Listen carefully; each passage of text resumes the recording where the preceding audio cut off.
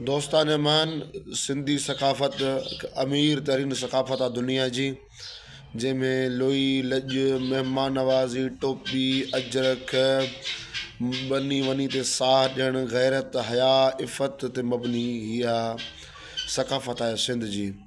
सिंध जी जॾहिं टोपी ते निगाह कयूं था, टोपी जेका मेराब ठहियलु आहे त ख़बर पए थी पई त सिंधी अज़ली रब खे झुकण वारा आहिनि ऐं रब सां झुकाव जी वॾी हिननि में नालो छा अथसि आदत आहे।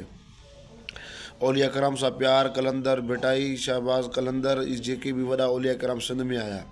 सिंध मोहब्बत जी सरज़मीन आहे, प्यार जी सरज़मीन आहे ऐं सिंधू दरिया इहो बीबी फातिमा ज़हरा जो हक़ मोहर आहे। ऐं असांजे इमाम नुको जो शादियूं ठटे मां कयूं। इमाम सजाद जी अमड़ बि जेका आहे उहा चवनि था त सिंध जी आहे हिकिड़ी अमा।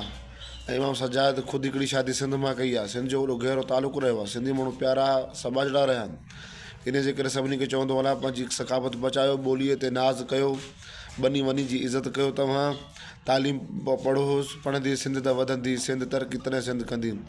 नचणु ॻाइणु झूमणु सिर्फ़ु इहा सिंध सकाफ़त न आहे बाबा, घणियूं सिंधियूं सकाफ़तूं आहिनि। अलाह ताला असां तव्हांखे सिंध जी सकाफ़त सचो रहण जी तौफ़ीक़ था फ़रमाए ऐं सभई जेके बि आहियूं त सिंध जी सकाफ़त खे बचाइण में पंहिंजो किरदारु अदा कयूं।